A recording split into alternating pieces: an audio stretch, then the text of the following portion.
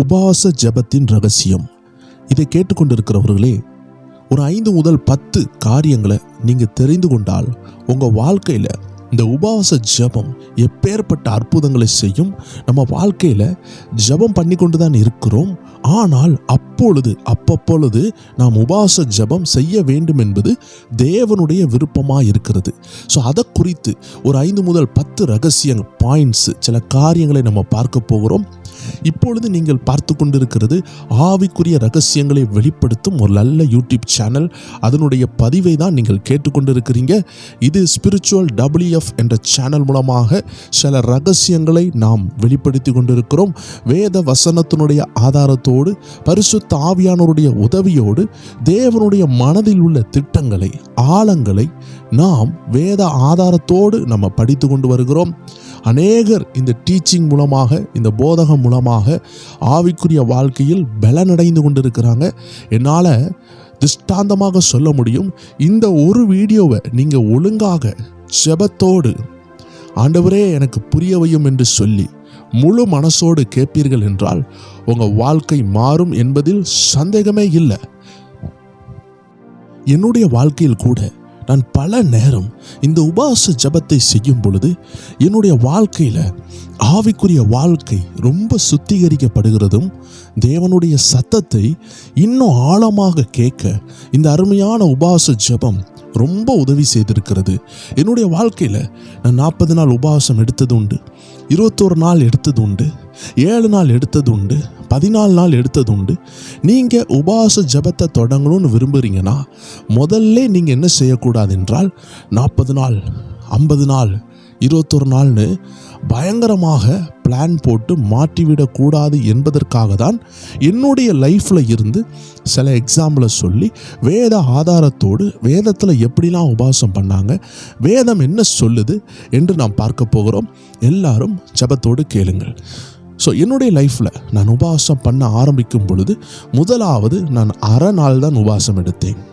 So இந்த அரை நாள் எடுக்கும் பொழுது என்னுடைய லைஃப்பில் அந்த எக்ஸாக்ட் டைம் அரை நாள்னு சொல்லுகிறது காலையில் எழும்பினவுடன் ஒரு 5 மணியிலிருந்து நாம் ஜெபிக்க ஆரம்பிக்கலாம். காலையில் எழும்பி ரீஃப்ரெஷ் ஆகி குளித்து விட்டு நாம் இந்த உபவாசத்தை செய்ய ஆரம்பிக்கும் பொழுது நம்முடைய ஒரு நேர சாப்பாடை நம்ம ஒதுக்கி வைக்கிறோம். இதை வயது முதிர்ந்தவர்கள் கேட்டுக்கொண்டிருப்பாங்க, இதை சின்ன பிள்ளைகள் கேட்டுக்கொண்டிருப்பாங்க. ஸோ நீங்கள் தவறான டிசிஷன் எடுத்துடவே கூடாது. முதல்ல எப்பொழுதுமே உபவாசம் பண்ணணும்னு விரும்புகிறவர்கள் நார்மலாகவே உபவாசம் சொல்லுகிறது உடம்புக்கு ஒரு ஆரோக்கியமானது தான். ஆனால் அதை தவறாக செய்யும் பொழுது அதில் ரொம்ப ஆபத்து இருக்கிறது. அநேகர் தண்ணி குடிக்க மாட்டாங்க, அநேகர் ஒரு டீ கூட குடிக்க மாட்டாங்க. ரொம்ப டேஞ்சரஸ் ஃபாஸ்டிங்லாம் இன்னைக்கு பண்ணி கொண்டு இருக்கிறாங்க. அதனால் ஆபத்தை சந்தித்த ஏராளமான நபர்கள் உண்டு. அதே நேரம் ஃபாஸ்டிங்னு சொல்லிட்டு அநேகர் மிச்சர் மட்டும் சாப்பிடுவாங்க, அநேகர் பார்த்திங்கன்னா தயிர் மட்டும் குடிப்பாங்க. இப்படிலாம் இருக்குது. ஸோ எப்படி நம்ம இந்த ஃபாஸ்டிங்கை நம்ம அனலைஸ் பண்ணணும், எப்படி அதை ஆர்கனைஸ் பண்ணணும்னு காரியங்களை நம்ம இதில் பார்க்க போகிறோம். ஸோ என்னுடைய லைஃப்பில் நான் ஃபாஸ்டிங் தொடங்கும் பொழுது ஆண்டவருடைய உதவியினால் ஒரு தாகத்தோடு, எல்லாரும் எடுக்கிறாங்கன்னு சொல்லி நம்ம எடுத்துடவே கூடாது. நம்மளுடைய லைஃப்பில் நம்ம அச்சீவ் பண்ணணும், தேவனுடைய திட்டத்தை நாம் அச்சீவ் பண்ணணும். ஏன்னா தேவனுடைய திட்டம்னு சொல்லுகிறது நம்ம தாயின் கருவில் இருந்து வெளிப்படும் பொழுதே அது வெளிப்பட்டு விடுகிறது. இதை நாம் அறிந்து கொள்ளுகிறதற்கு வாலிப வயசு எடுக்கலாம், இல்லை என்றால் திருமணம் பிறகு நீங்கள் அறிந்து கொள்ளலாம், இல்லை என்றால் வயது முதிர்ந்த நேரம் கூட நீங்கள் அறிந்து கொள்ளலாம். ஆனால் நமது மேல் வைத்த திட்டம் தாயின் கருவிலிருந்தே அது ஆப்ரேட் ஆகுகிறது, அது செயல்பட தொடங்குகிறது. அதற்கு ஆதாரமாக மோசேயினுடைய வாழ்க்கையை பாருங்கள். அவர் பிறந்தவுடன் அந்த தேசத்திலே ஒரு கலவரம் உண்டாகுகிறது.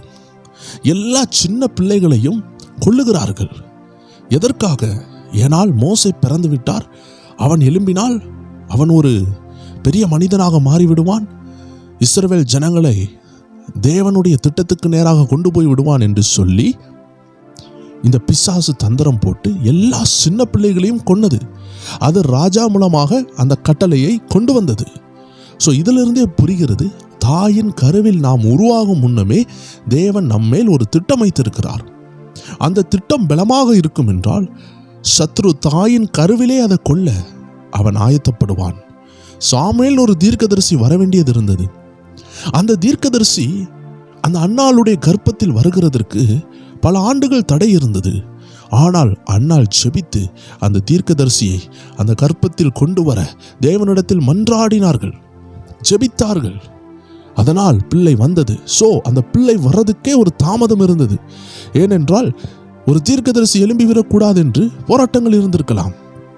இதே போல இயேசுநாதர் பிறக்கும் பொழுது அவர் சிறுவராக, அதாவது ஒரு பிள்ளையாக பிறந்த அந்த சமயத்தில் கூட அநேக போராட்டம் உண்டானது. சாஸ்திரிகள் பார்க்க வரும் பொழுது அவர்கள் தெரியாம ராஜாவை பார்த்த அந்த காரணத்தினால் ராஜாக்குள்ளாக பிசாசு கிரியை செய்ய தொடங்கினது. இன்னொரு ராஜா பிறக்க போறாரா? சொல்லப்போனால் இயேசு கிறிஸ்து ஒரு பரலோக ராஜா தான். ஆனால் இந்த பூமிக்குள்ள ராஜா வந்து விடுவான், என் ராஜ்யபாரத்தை அழித்து விடுவான் என்று சொல்லி அந்த ராஜாக்குள்ளாடி பிசாசு புகுந்து எல்லா சின்ன பிள்ளையும் கொல்ல ஆரம்பித்தான். அப்படி என்றால் ஒரு சின்ன பிள்ளையாக நாம் பிறக்கும் பொழுதே தேவனுடைய திட்டத்தை சுமந்து கொண்டுதான் பிறக்கிறோம். ஆனால் இதை அறிந்து கொள்ளுகிறதற்கு தாமதமாகுகிறது. நாம் ஜெபித்தால் தான் அறிய முடியும். அதனால் தான் உபவாச ஜெபம் நம்ம லைஃப்ல உள்ள தேவ திட்டத்தை மிக விரைவில் கண்டுபிடிக்க உதவி செய்யும். என்னுடைய லைஃப்ல நான் ஒரு அரை நேரம் ஃபாஸ்டிங் போடும் பொழுது கிட்டத்தட்ட மார்னிங் 5 o'clock இருந்து மத்தியானம் 1 o'clock வரைக்கும், அதாவது காலையில் 5 மணியிலிருந்து மத்தியானம் 1 மணி சாப்பாடு அளவு வரைக்கும், அந்த சாப்பாடு நேரம் வருகிற வரைக்கும் ஜெபிக்க எனக்கு ரொம்ப உதவியாக இருக்கும். அப்படி என்றால் 5 மணிலிருந்து பார்க்கும் பொழுது 6, 7, 8, 9, 10, 11, 12, 1 கிட்டத்தட்ட 8 மணிக்கூர் ஒரு டியூட்டி டைம்னு சொல்லுவாங்க. ஒரு வேலை டைம்னு சொல்லுகிறது 8 மணிக்கூர். நாம் ஒரு அரை நேரம் உபவாசம் எடுத்தால் காலையில் 3 மணிக்கே தொடங்கலாம், இல்லை 5 மணிக்கு தொடங்கலாம், இல்லை நான் நைட்டு ரொம்ப வேலை ஷிஃப்டெல்லாம் லேட்டாக தான் முடிச்சுட்டு வரேன்னா 7 மணிக்கு தொடங்கலாம். சொல்ல போனால் 5 மணிக்கூர்லேருந்து 8 மணிக்கூர் வரைக்கும் நமக்கு தெளிவாக ஒரு காரியத்தை ஃபோக்கஸ் பண்ணி செபிக்க, நம்ம பாரத்தை கர்த்தர் சமூகத்தில் இறக்க, கர்த்தர் தருகிற வார்த்தைகளை நம்ம இருதயத்துக்கு கொண்டு போக, இந்த மாம்ச சிந்தனை பலன் கொள்ளாம இருக்க, சாப்பிட்டுட்டு வயிறு நிரம்பி உட்காரும் பொழுது நமக்கு தூக்கம் நிறையா வரும். நல்லா சாப்பிட்டுட்டு மத்தியான நேரம் பிள்ளைகள் ஸ்கூலில் உட்காருவாங்க. சாப்பிட்ட பிறகு அவங்களுக்கு தூக்கம் வர ஆரம்பிக்கும். ஸ்கூல்லையும் சரி ஆஃபீஸ்லேயும் சரி மத்தியானம் சாப்பாடுக்கு பிறகு ஒரு சின்ன தூக்கம் எல்லாருக்கும் எதிர்பார்ப்பு இருக்கிறது போல, நம்ம சாப்பிட்டாலே நமக்கு கண்டிப்பாக உடம்புக்கு ஒரு ரிலாக்ஸேஷன் தேவைப்படுது. இந்த சாப்பாடு வந்த உடனே ஜெபத்தில் ஒரு முழு மனசு வராமல் போக நிறைய வாய்ப்பு இருக்கிறது. உபவாசம் பண்ணும் பொழுது நமக்கு ஒரு முழு மனசு, ஒரு முழு ஃபோக்கஸ் கிடைக்குது. நீங்கள் புரிந்து கொள்ள வேண்டும், நம்பர் 1, உபவாசம் தேவனை மாற்றுவதில்லை, உபவாசம் நம்மளை மாற்றுகிறது. அரை மணிக்கு 5 நிமிஷம் 15 நிமிஷம் ஜெபிச்சிட்டு இருந்த நமக்கு ஒரு நாளை டெடிகேட் பண்ணி ஆண்டவர் சமூகத்தில் சமர்ப்பித்து பொருத்தனையோடு நாம் ஜெபிக்கும் பொழுது அந்த அரை நேர உபவாசம் 8 மணிக்கூர் வரைக்கும் நமக்கு தருகிறது. 1 மணிக்கூர் ஜெபித்தால் சோதனைக்குள் பிரவேசிக்க மாட்டோம் என்று இயேசுநாதரை சொல்லியிருந்தார். அந்த கடைசி நிமிடத்தில் இயேசுநாதர் சிலுவையில் அறையப்படுகிற அந்த நிமிடத்தில், அந்த நாட்கள் வரும் பொழுது காட்டி கொடுக்கப்படுகிற அந்த நேரம் வருகிறதுக்கு முன்பதாக இயேசு போய் ஜெபித்தார். அப்பொழுது சொன்னார், நீங்க எல்லாம் சோதனைக்குள் பிரவேசிக்காதபடி விழித்திருந்து ஜெபிங்கள் சொன்னார். 1 மணிக்கூறாவது விழித்திருக்க கூடாதா என்று கேட்டார். அப்படி என்றால் 1 மணிக்கூர் ஜெபித்தால் நாம் சோதனைக்குள் பிரவேசிக்காமல் இருக்கக்கூடிய மனநிலை உண்டாகும், வேத வார்த்தை உண்டாகும். ஒரு தேவ மனிதன் சொன்னாரு, எப்பொழுதுமே 1.25 மணிக்கூர் அவர் ஜெபிப்பாராம். ஏனென்றால் அந்த 15 நிமிஷம் அவருடைய ஹார்ட் ப்ரிப்பேர் ஆகிறதுக்காக அவர் ஆண்டு சமூகத்தில் காத்திருப்பாராம். ஏனென்றால் ஆண்டவர் 1 மணிக்கூர்னு சொல்லியிருக்கிறார்.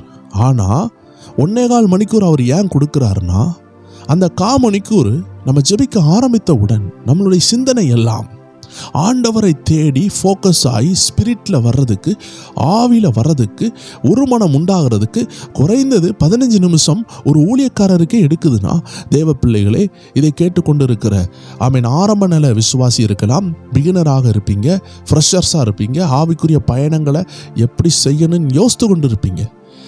நம்மளை போல பிகினர்னு ஒரு டேப் இருக்குதுன்னா நம்ம புரிந்து கொள்ள வேண்டும், குறைஞ்சது அரை மணிக்கூர் ஆகுது நமக்கு சோத்திர பலிகள், துதிகளை ஏறெடுத்தால் தான் நாம் ஸ்பிரிட்லே வருகிறோம்.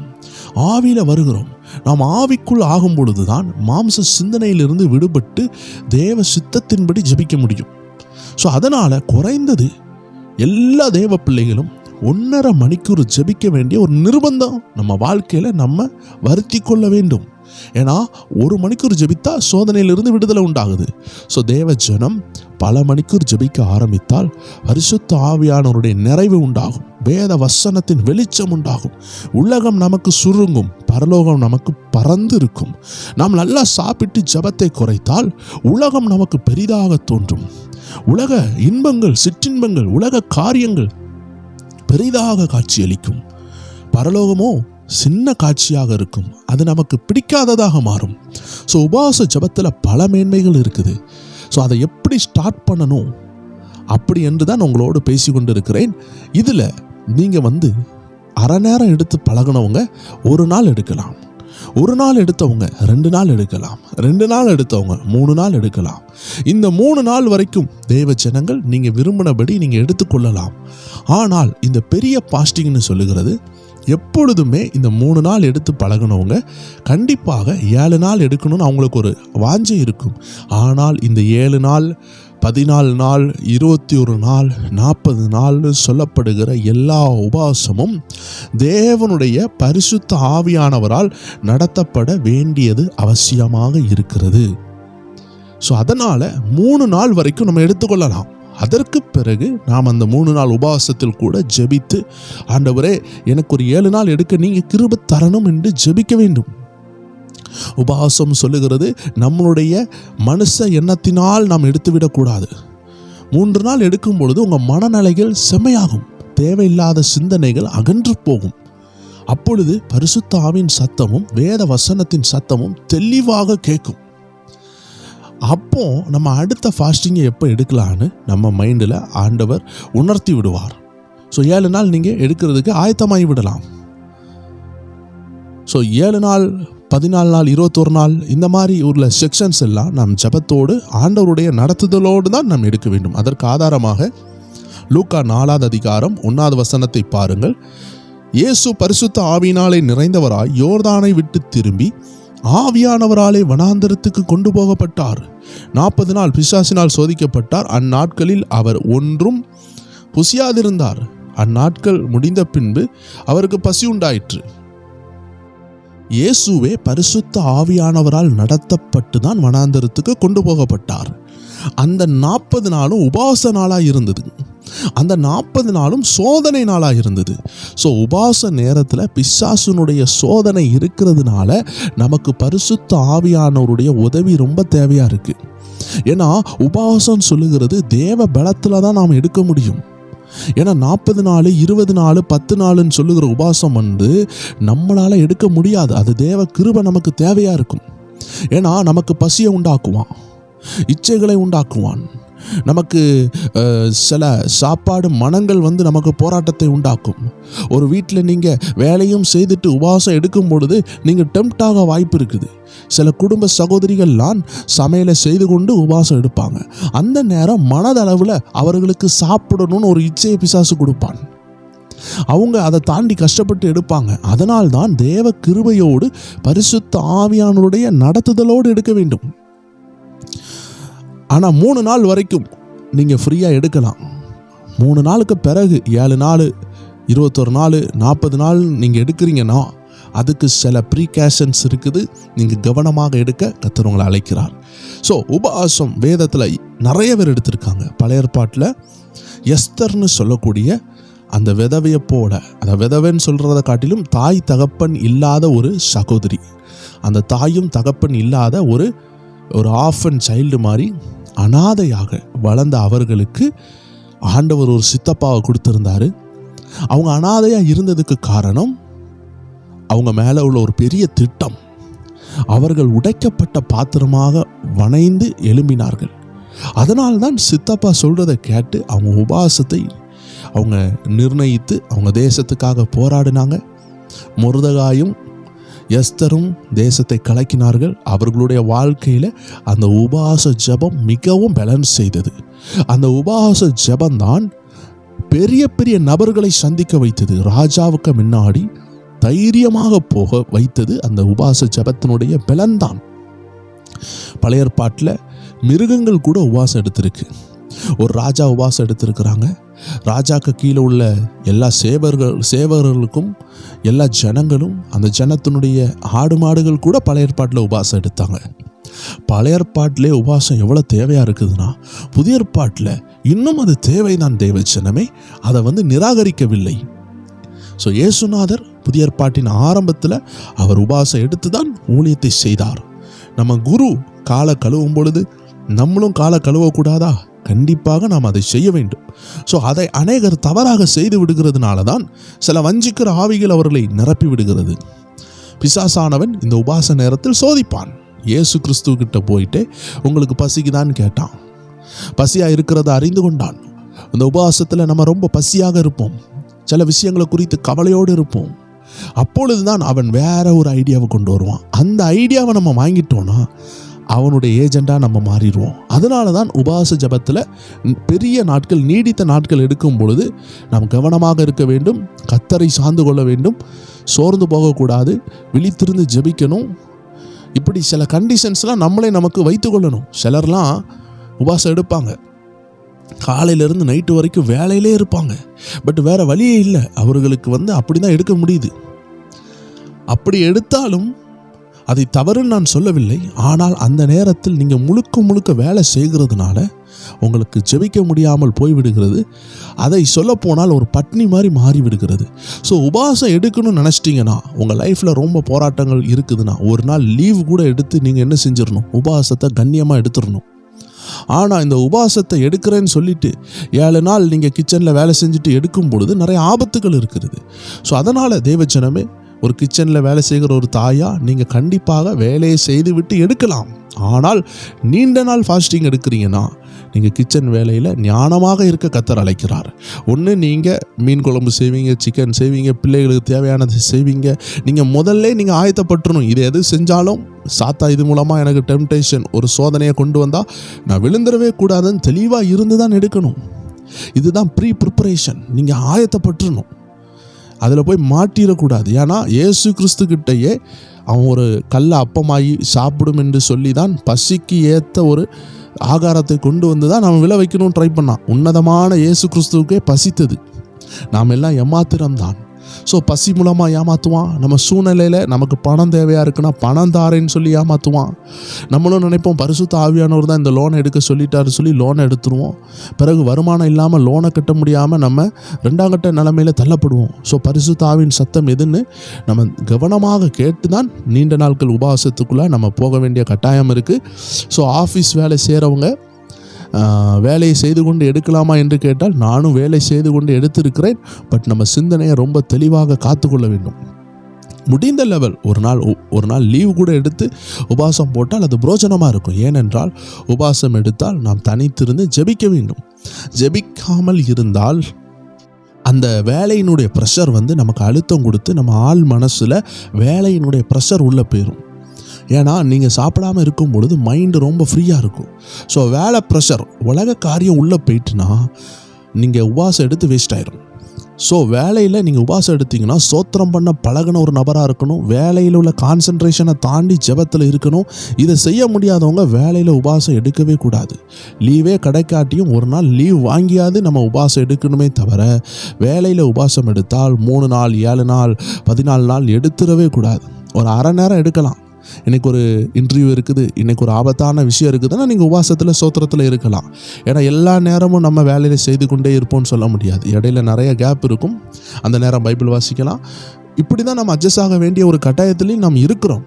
ஸோ அதனால் நான் அது தவறுன்னு சொல்ல மாட்டேன். ஆனால் அது தவறாக மாற வாய்ப்பு இருக்கிறதுனால தேவ ஜனங்கள், நீங்கள் கஷ்டப்பட்டு உபவாசம் எடுக்கிறீங்க, உங்கள் சரீரத்தில் பலவீனங்கள் உண்டாகலாம். அதனால் அதை பிரோஜனமாக எடுக்க நம்ம ஞானத்தோடு இருக்க கர்த்தர் அழைக்கிறார்.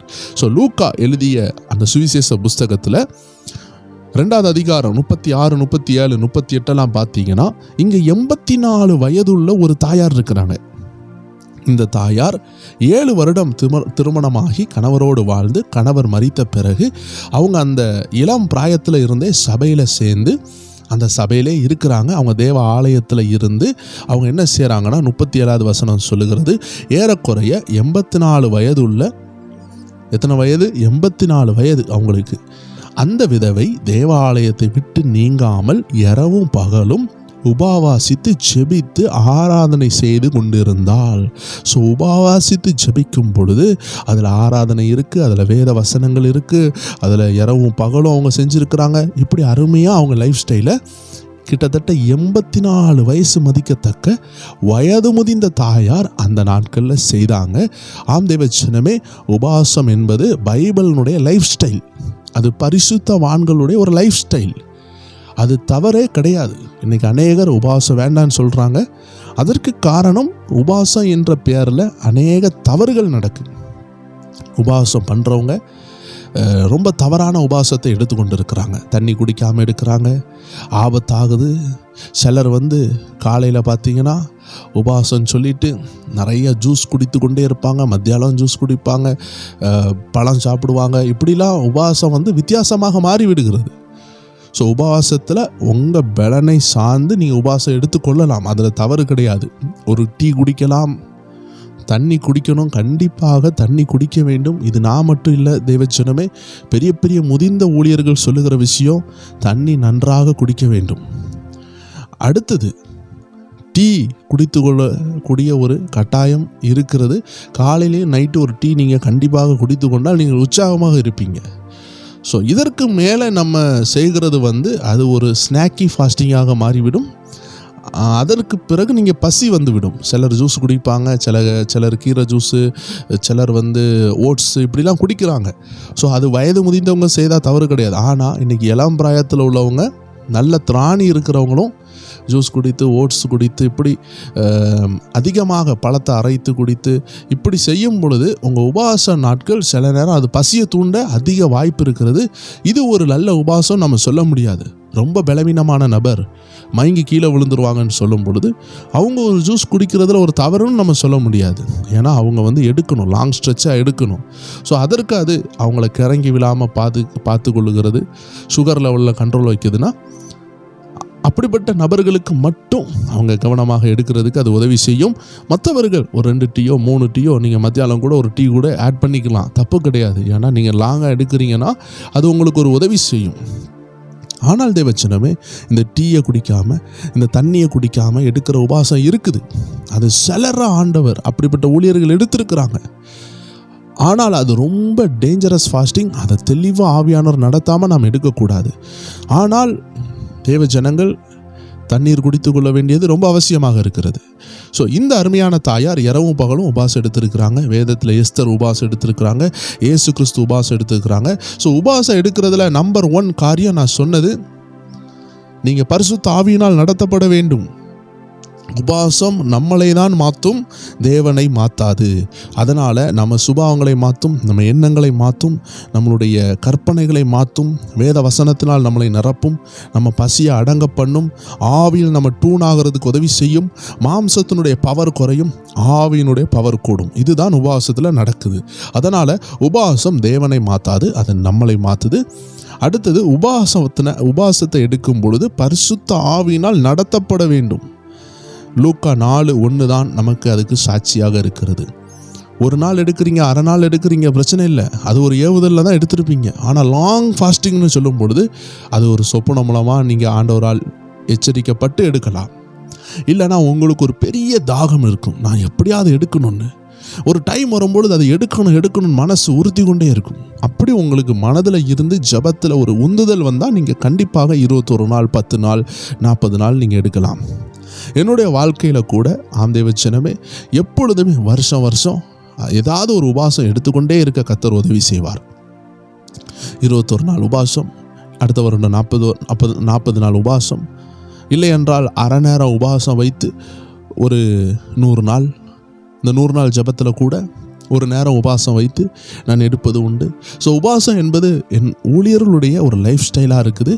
அவர்களுக்கு வசனத்தை சாப்பிடுகிறதுக்கு அது ஒரு அருமையான நேரம். உலக சாப்பாடை சாப்பிடுகிறோம், நம்ம மாம்சம் பலனடைகிறது. ஆனால் வசனத்தையும் சாப்பிடலாம். அதுதான் லூக்கா 4:4, மத்தேயு 4:4 வசனம் சொல்லுகிறது. மனிதன் அப்பத்தினால் மாத்திரமல்ல, தேவனுடைய வாயிலிருந்து புறப்படுகிற ஒவ்வொரு வார்த்தையினாலும் பிழைப்பான். ஸோ உபவாசம் சொல்லுகிறது, தேவனுடைய வார்த்தையை உங்கள் ஆத்மாவுக்கு, உங்கள் ஆவிக்கு உணவாக கொடுக்குற ஒரு அற்புதமான நேரம். அதை நீங்கள் கரெக்டாக கொடுக்குறீங்க. அதாவது உபவாச நேரத்தில் உங்கள் மாம்ச சாப்பாடை கண்ட்ரோலில் வைத்துட்டு நீங்கள் ஒரு நேரம் ஸ்கிப் பண்ணிவிட்டு நீங்கள் ஆவிக்கு ஆகாரத்தை கொடுக்குற நேரம் தான் உபவாசம். உபவாசம் இன்னும் என்ன செய்யுதுன்னா, அடுத்ததாக உங்களை ஆவியில் கான்சென்ட்ரேட் பண்ண வைக்குது, மாம்ச எண்ணங்களை அடக்க உதவி செய்கிறது. இதை தான் நீங்கள் கலாத்தியர் 5ஆம் அதிகாரம் 17 பார்க்கும் பொழுது எப்படிப்பட்ட போராட்டம் இந்த மாம்சத்துக்கும் ஆவிக்கும் இருக்குது என்று வேதம் தெளிவாக சொல்லுகிறது. கலாத்தியர் 5ஆம் அதிகாரம் 17ஆவது வசனம் சொல்லுது, மாம்சம் ஆவிக்கு விரோதமாகவும் ஆவி மாம்சத்துக்கு விரோதமாகவும் இச்சிக்கிறது. நீங்கள் செய்ய வேண்டும் என்றிருக்கிறவைகளை செய்யாதபடிக்கு இவைகள் ஒன்றுக்கு ஒன்று விரோதமாக இருக்கிறது. ஆவியினால் நடத்தப்படுவீர்களானால் நீங்கள் நியாயப்பிரமாணத்துக்கு கீழ்ப்பட்டவர்கள் அல்ல.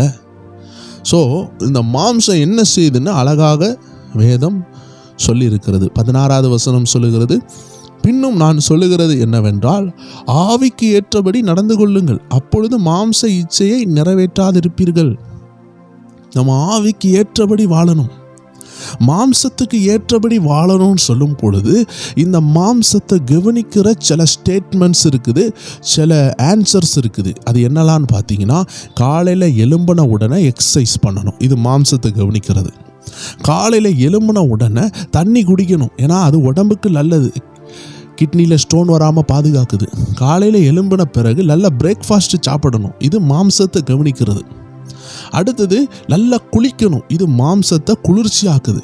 நல்ல ஆடைகள் உடைகள் போட்டு நம்ம கம்பெனியோ வேலையோ நீங்கள் செல்லணும், இது மாம்சத்தை பேணுகிறது. இன்னும் சிலர் உடல் பயிற்சி பண்ணி உடம்பை இன்னும் இறுக்கி உடம்பை ஆரோக்கியமாக வைத்து கட்டுமஸ்தாக வைத்திருப்பாங்க, இதுவும் மாம்சத்தை கவனிக்கிறது. இது மாம்சத்தை ஒழுங்காக கவனிக்கிற முறை. இதை இன்னும் மாம்சத்தின் கிரியைகள் நிறையா இருக்குது. அதுதான் வேசித்தனம், இச்சைகள், சிகரெட்டு, கெட்ட வார்த்தை, மதுபானம், நிறையா பிறரை பற்றி குறை சொல்கிறது, மன்னிக்காத விஷயங்கள், இது எல்லாமே மாம்சத்தின் தவறான விஷயங்கள். ஸோ மாம்சத்தின் காரியம்னு ஒன்று இருக்குது, மாம்சத்தின் தவறான விஷயங்களும் இருக்குது. ஸோ தேவ ஜனங்கள் இந்த மாம்சத்தில் சாப்பாடை மட்டும் நிறுத்துகிறதை நாம் ஃபாஸ்டிங்னு சொல்லுகிறோம்.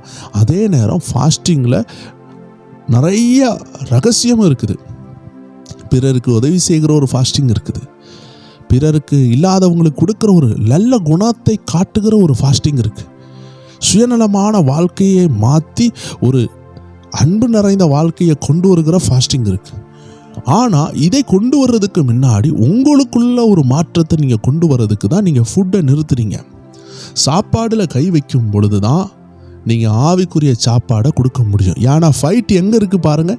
நீங்கள் நல்லது செய்யணும்னு நினைக்கிறதுக்கு முன்னாடி உங்கள் சிந்தனையை நாசாக்கி வைத்திருப்பான் பிசாசு. 4 பேருக்கு உதவி செய்கிறது ஒரு உண்மையான ஃபாஸ்டிங். ஆனால் அந்த உண்மையான ஃபாஸ்டிங்கை வரவிடாதபடி உங்கள் மனசில் யாருக்கும் கொடுக்கக்கூடாதுன்னு ஒரு கெட்ட எண்ணத்தை பிசாசு கொண்டு வருவான். நானே கஷ்டப்பட்டு சேர்த்து வைத்திருக்கிறேன், இதை எப்படி கொடுக்க? அதாவது கொடுக்குறவனுக்கு கொடுக்கப்படும், எவன் தண்ணீர் பாய்ச்சுகிறானோ அவனுக்கு தண்ணீர் பாய்ச்சப்படும், வாரி அரைத்து குறைய மாட்டாங்கன்னு வசனம் சொல்லுது. ஆனால் இந்த வசனங்களை நம்ப விடாதபடி நமக்குள்ள சிலதை அடைத்து இருக்கும். அந்த அடைப்புகளை மாற்றுகிறது தான் உபவாசம். ஏன்னா மாம்சத்துக்கு சாப்பாடு கொடுத்து நீங்கள் வைக்கும் பொழுது ஒரு தராசை எடுத்துக்கொள்ளுங்க. ஒரு தராசில் ஒரு பக்கம் மட்டும் நீங்கள் பேலன்ஸை வச்சுக்கிட்டே இருந்தீங்கன்னா மறுபக்கம் என்ன செய்யும்? குறைஞ்சிக்கிட்டே போகும். ஸோ 2 பக்கம் சமநிலையாக வைக்கிறது தான் உபவாச வாழ்க்கை. தினமும் காலையில் சாப்பிட்டு, மத்தியானம் சாப்பிட்டு, நைட்டு கல்யாண வீடு, அடுத்த நாள் சாப்பிட்றோம், அடுத்த நாள் பால் காய்ப்பு வீடு, இப்படியே நம்ம அடித்து சாப்பிட்டு புசித்து கொண்டு இருந்தால் நம்ம ஆவி பலவீனப்பட்டு விடும். அப்போ ஒரு உபவாச ஜெபம் நமக்கு தேவையாக இருக்கிறது. ஆம்தேவ ஜனமே, ஏன்னா மாம்சத்துக்கு நீங்கள் எவ்வளோ சாப்பாடு கொடுக்குறீங்களோ அதே டைமில் நீங்கள் வசனத்தையும் ஆவிக்குரிய மனுஷனுக்கு உணவாக கொடுக்கணும். ஸ்மித் விங்கிள்ஸ்வர்த்னு சொல்லக்கூடிய தேவ மனிதன் எப்பெல்லாம் சாப்பிடுகிறாரோ அப்பொழுதெல்லாம் கையில் ஒரு சின்ன புக்கு வைத்திருப்பாராம். A man with a small book, a man with a small பைபிள்னு சொல்லலாம். எப்போவுமே அவருடைய பாக்கெட்டுக்குள்ளாடி ஒரு சின்ன புஸ்தகம் இருக்கும், அதில் வேத வசனம் இருக்கும். அவர் சாப்பிட்டு முடித்தவுடன் உடனே இந்த சின்ன புக்கில் உள்ள வசனங்களை எடுத்து வாசிப்பாராம். ஏன்னா அந்த தேவ மனிதன் சொல்லுகிறார், நான் இப்போ சாப்பிட்டுருக்கிறேன், மாம்ச உணவு சாப்பிட்டுருக்கிறேன், இது போய் என் ஆவியை என்ன செய்து விடக்கூடாது, பலவீனப்படுத்தி விடக்கூடாது. ஏன்னா மாம்சத்தை பலனடைய வைக்கிறது ஆகாரம்தான். ஒருத்தர் வியாதியஸ்தனா, வியாதியில் படுத்து கிடக்கிறவன் இச்சையும் பாவமும் சினிமாவும் பார்த்துக்கிட்டு இருப்பானா? ஏதோ ஒன்று இழந்து மாம்சத்தில் ஒரு அடியப்பட்டு வீட்டில் ஏதோ ஒன்று இழப்பில் இருக்கிறவன் பாவம் செஞ்சு கொண்டு இருப்பானா? இல்லை நல்லா சாப்பிட்டுட்டு குடிச்சிக்கிட்டு இருக்கிறவன் பாவம் செய்வானா? சாப்பிட்டுட்டு கொண்டாடிக்கிட்டு இருக்கிறவனுக்கு துயரம் இல்லாமல் இருக்கிறதுனால கண்களின் இச்சை, ஜீவனத்தின் பெருமை எல்லாம் அவனுக்கு இருக்கும். அவன் காரை ஓட்டுவான், பைக்கை ஓட்டுவான், பெருமையாக இருப்பான், நான் செஞ்சேன்னு சொல்லுவான், என்னுடைய பணத்தில் செஞ்சேன்னு சொல்லுவான். ஆனால் அடிபட்டு ஆஸ்பத்திரியில் கிடக்கிறவன் அப்படி சொல்லுவானா? சொல்ல முடியாது. அப்போ மாம்சம் பலவீனம் அடையும் பொழுது கெட்ட எண்ணங்கள் குறைகிறது. ஆனால் இதனால் தான் நமக்கு ரட்சிப்பு வந்ததால் கேட்டால் அப்படி கிடையாது. இயேசு கிறிஸ்துவினால் தான் நமக்கு ரட்சிப்பு வந்தது. அநேகர் இங்கே கன்ஃபியூஸ் ஆயிடுவாங்க. நம்மளை பரிசுத்தமாக்குறதுல 2 பகுதி இருக்குது தேவஜனமே. இயேசு கிறிஸ்து ரத்தம் சிந்தினா நம்ம எவ்வளோதான் நம்மளை காத்து கொண்டாலும் நம்ம பாவம் செய்து கொண்டு தான் இருப்போம். அந்த பாவத்துக்கு மன்னிப்பு இருக்காது. இயேசு கிறிஸ்து ரத்தம் சிந்தினதுனால அவர் நம்மளை சுத்திகரித்திருக்கிறார். இப்போ நம்மளை சுத்திகரித்து விட்டார். இனி நம்ம அந்த சுத்திகரிப்பை காத்துக்கொள்ள வேண்டும். பைபிளில் 2 காரியம் இருக்குது. நானே உங்களை பரிசுத்தமாக்குற கர்த்தர்னு போட்டிருக்குது. ஸோ ஆண்டவர் நம்மளை பரிசுத்தம் ஆக்குகிறார். இப்போ ஆண்டவர் நம்மளை பரிசுத்தம் ஆக்கி ரத்தத்தினால் கழுவி வைக்கும் பொழுது, பரிசுத்த ஆவியானவர்கள் நிரப்பும் பொழுது, வேத வசனத்தினால் நிரப்பி இருக்கும் பொழுது, இப்போ நீங்கள் நினச்சா உங்கள் சுய தீர்மானத்தை உங்கள் ஃப்ரீவில் தவறில் போட்டு அதை தவறாக கொண்டு போய் நீங்கள் உங்களை பாவம் செய்ய வாய்ப்பு இருக்குது.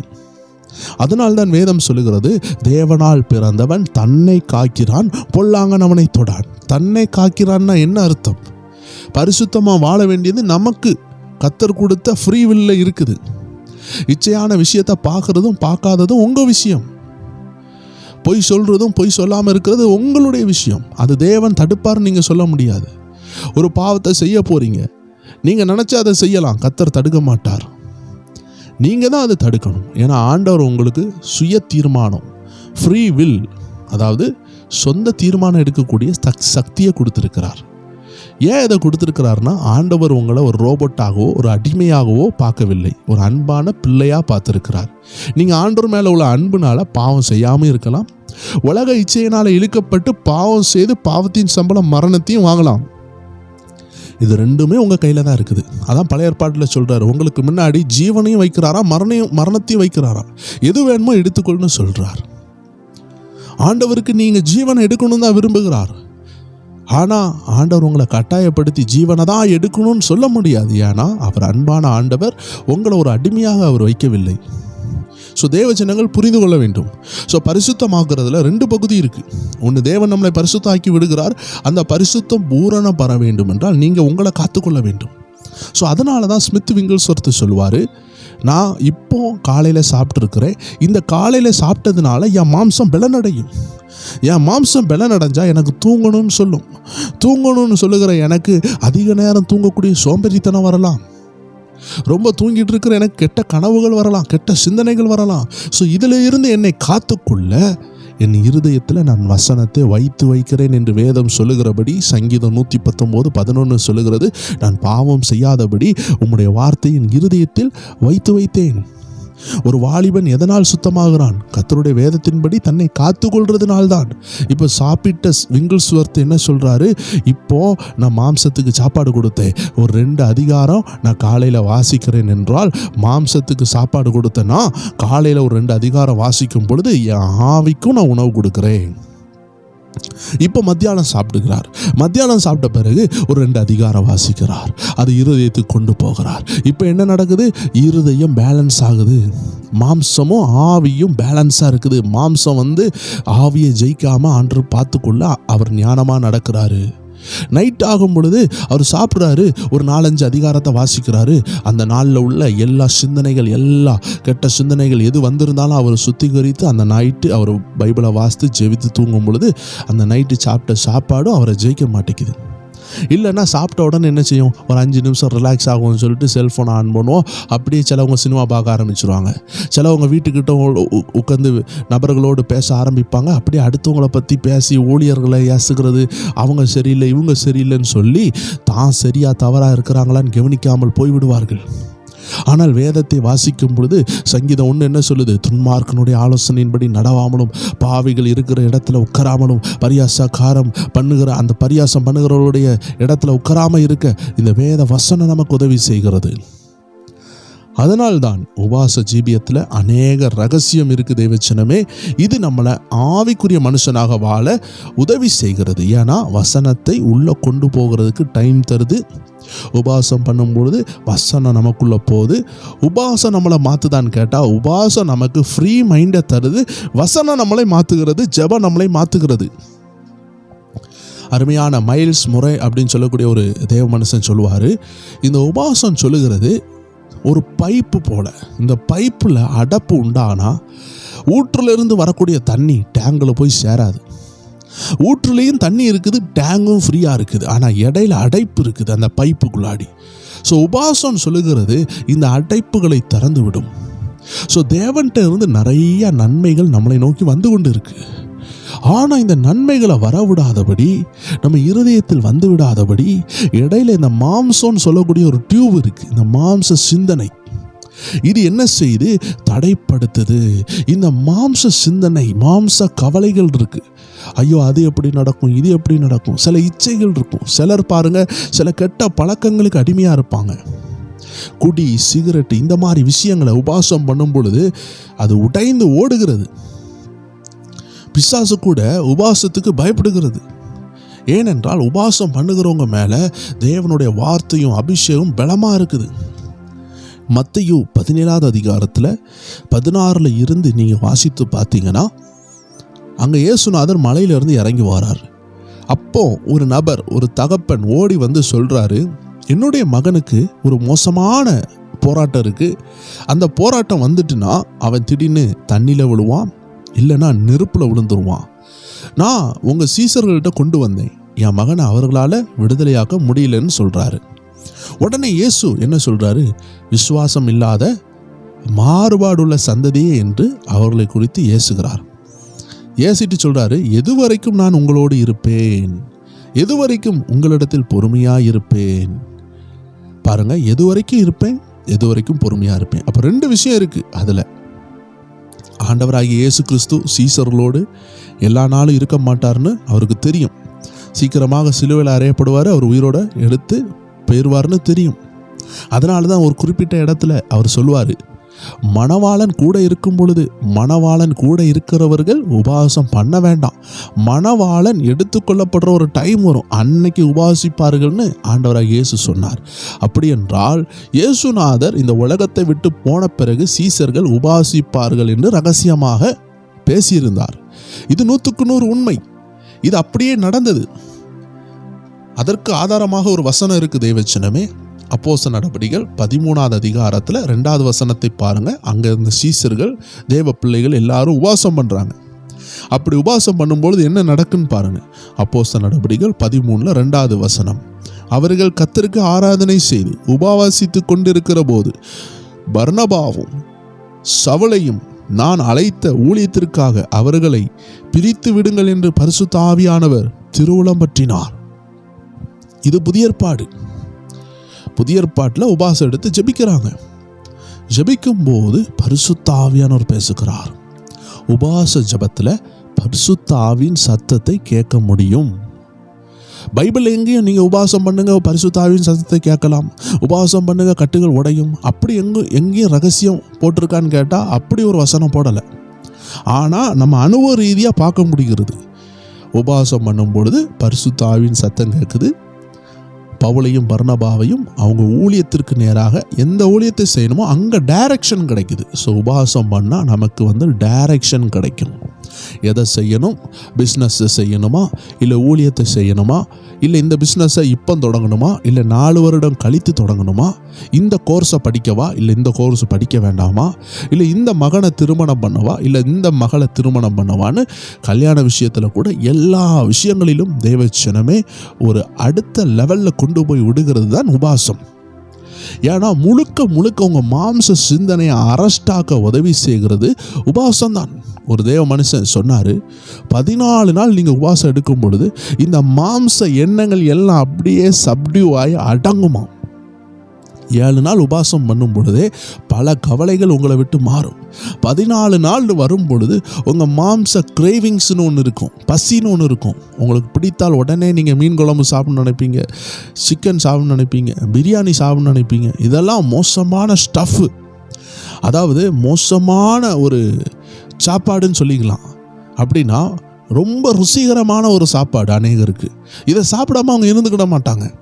ஆனால் இந்த 14 நாள் உபாசம் வரும்பொழுது இதில் 3-4 தடவை சிக்கன் சாப்பிட்ருப்பாங்க, இல்லைன்னா பிரியாணி சாப்பிட்ருப்பாங்க, இல்லை டெய்லியும் மீன் சாப்பிட்ருப்பாங்க. இப்போ இதெல்லாம் கட்டாக இருக்கும் பொழுது தேவஜனமே முழுக்க ஆவியில் கான்சென்ட்ரேட்டாக இருப்பாங்க.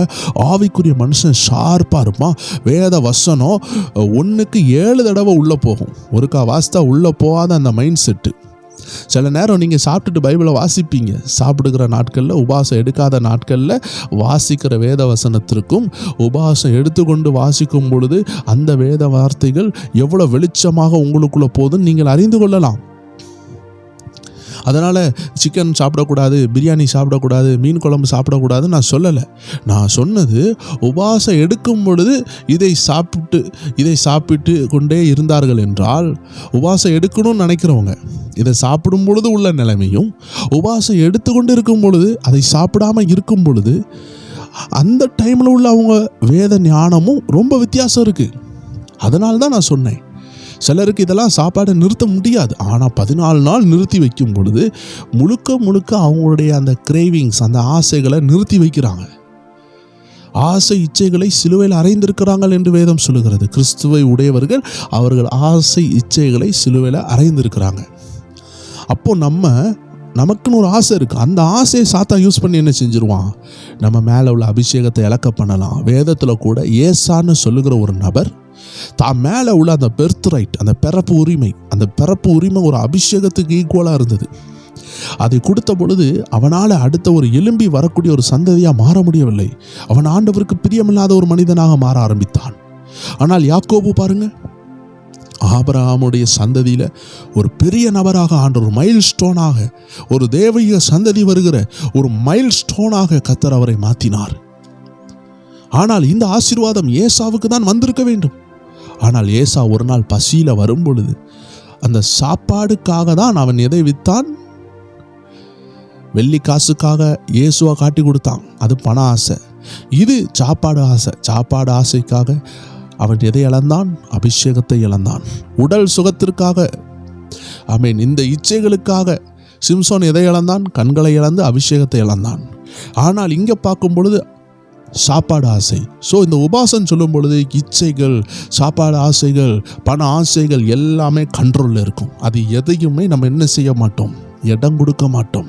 தேவ ஜனங்கள் புரிந்து கொள்ளணும், பரிசுத்தம் ஆகிறதுல நமக்கு ஒரு பங்கு இருக்குதுன்னு நான் சொல்லியிருந்தேன். தேவனுக்கு ஒரு பங்கு இருக்குது, நமக்கு ஒரு பங்கு இருக்குது. அதனால தான் பைபிள் சொல்லுது, பிசாசுக்கு இடம் கூடாதீர்கள்.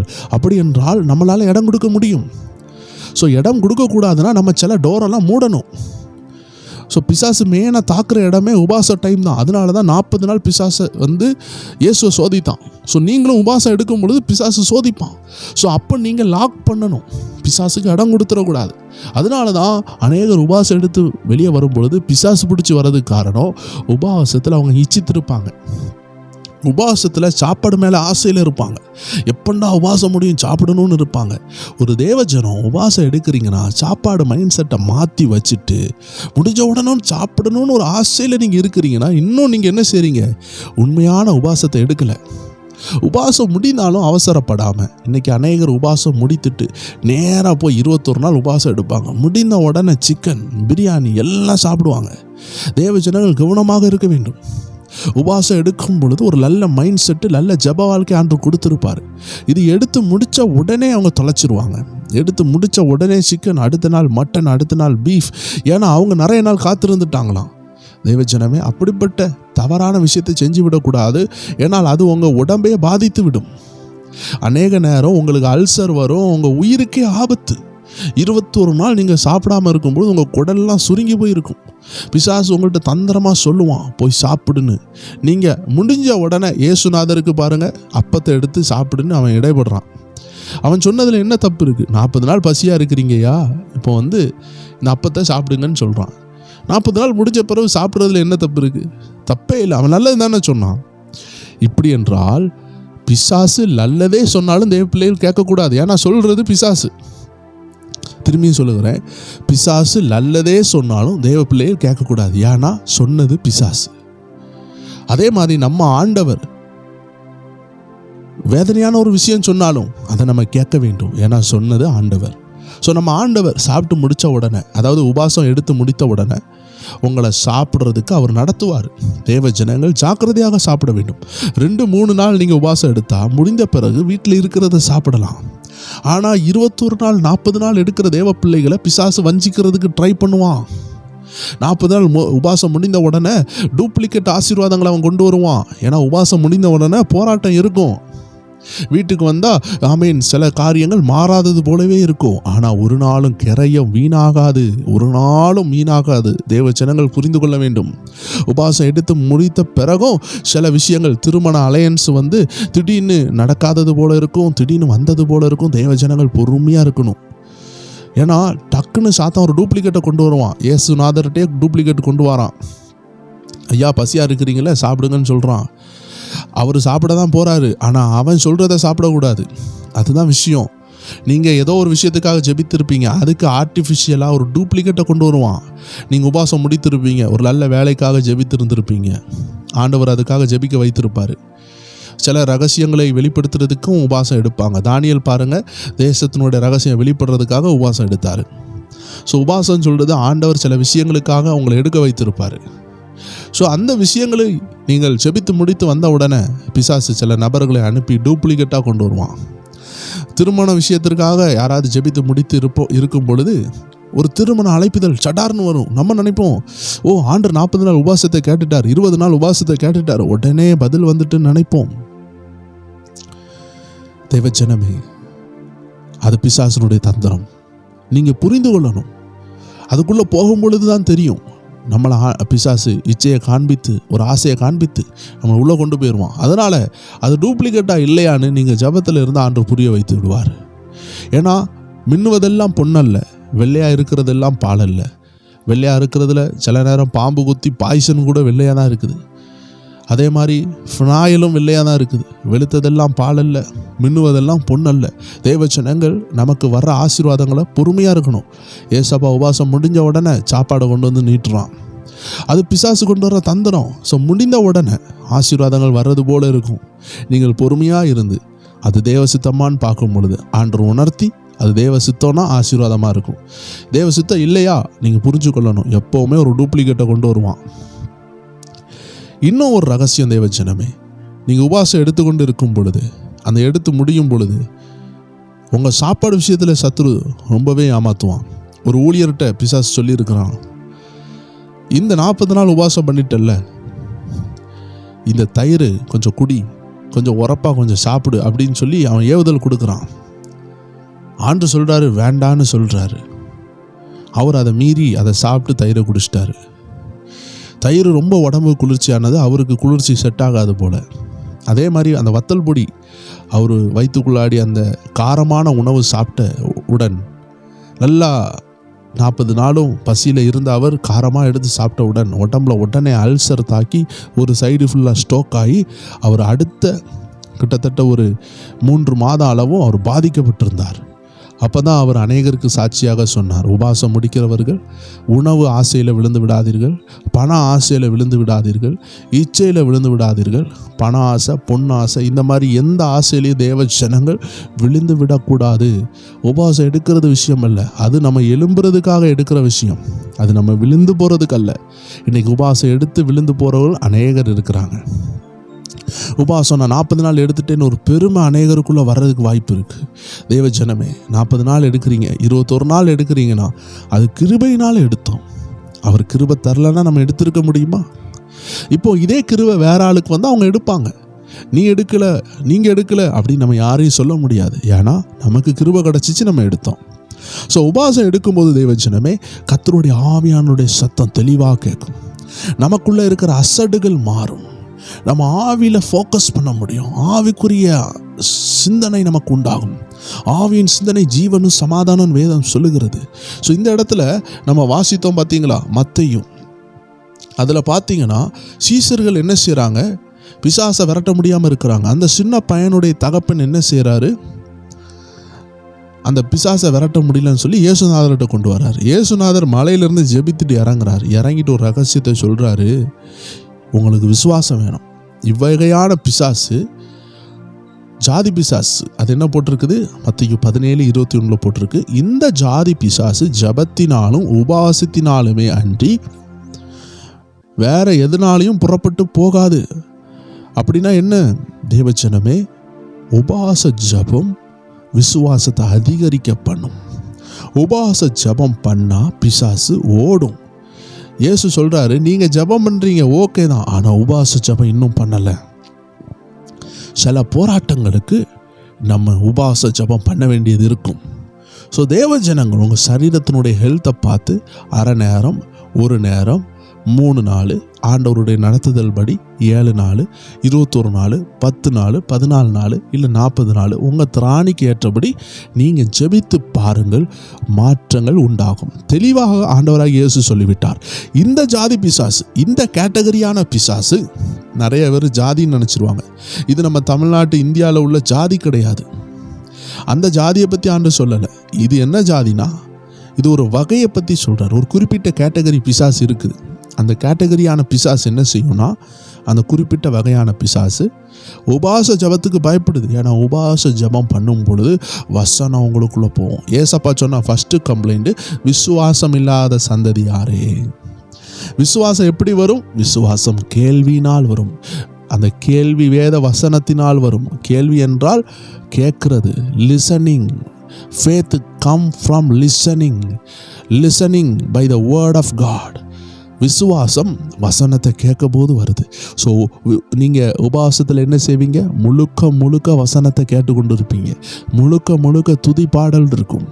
அந்த அண்ணால் அம்மா என்ன செஞ்சாங்க, இரவும் பகலும் உபவாசித்து ஜெபித்து ஆராதித்துன்னு போட்டிருக்கு. அப்படி என்றால் உபவாச ஜெபத்தில் ஆராதனை இருக்குது. நிறைய பாடல்கள் போட்டு ஆராதிப்பீங்க. நிறைய தேவ மனிதர்களுடைய பாடலை கேட்கும் பொழுது, சாட்சிகளை கேட்கும் பொழுது விசுவாசம் அனல் மூட்டி எழும்பப்படும். அதுதான் அந்த கடுகளவு விசுவாசம். அந்த விசுவாசம் வந்த உடனே உபவாசித்து ஜெபிக்கும் பொழுது வருகிற விசுவாசத்தில் பிசாசு ஓடுகிறது. சீசர்கள் ஜெபித்தார்கள், ஆனால் உபவாசித்து ஜெபிக்கவில்லை. தேவ ஜனமே, சில நேரம் நீங்கள் 3 நாள் உபவாசம் எடுத்த உடனே வாழ்க்கை மாறுமான்னு கேட்டால் சில நேரம் மாறாது. நீங்கள் திரும்பியும் ட்ரை பண்ணணும். 7 நாள் ட்ரை பண்ணலாம். அதான் ஆவியானவருடைய ஒத்தாசை வேணும்.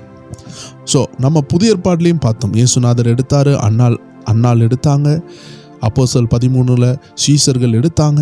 அப்போ உபவாசம் எடுக்கும் பொழுது பிசாசு ஓடுகிறது, வாழ்க்கை முன்னேறுகிறது. உபவாசத்தில் நிறைய கெட்ட பழக்கங்கள் நம்மளை விட்டு ஓடும்.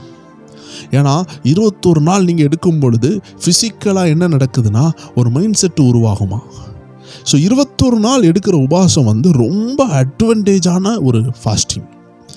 எல்லா தேவ ஜனங்களும், வயது முதிர்ந்தவர்களை தவிர இளம் பிராயம் உள்ளவர்கள், முடிந்த லெவல் தேவ ஜனங்கள் ஆவியானவருடைய நடத்துதலோடு வசனத்தினுடைய வெளிச்சத்தோடு ஒரு 21 நாள் நீங்கள் எடுத்து பாருங்கள். நான் சொன்னபடி நீங்கள் அரை நாளில் இருந்து ஸ்டார்ட் பண்ணுங்க. தேவனுடைய அன்பை நினைத்து, தேவன் நமக்காக செய்த தியாகங்களை நினைத்து, ஆண்டவரே இவ்வளோ நிறைய நீங்கள் செய்திருக்கிறீங்க, நீங்கள் செய்த விஷயம் என் வாழ்க்கையில் இம்பேக்ட் பண்ணணுமே. நீங்கள் ஜெபித்தீங்க, அதை மாதிரி நான் ஜெபிக்கணுமே. நீங்கள் ஊழியம் செய்தீங்க, நானும் ஊழியம் செய்யணுமே. ஆண்டவரே என் வாழ்க்கை எப்போ மாறும் என்று ஒரு தாகத்தோடு ஒரு அரை நேர உபவாசத்தில் தொடங்குங்க. உங்கள் வாழ்க்கை ஆசீர்வாதமாய் மாறும்.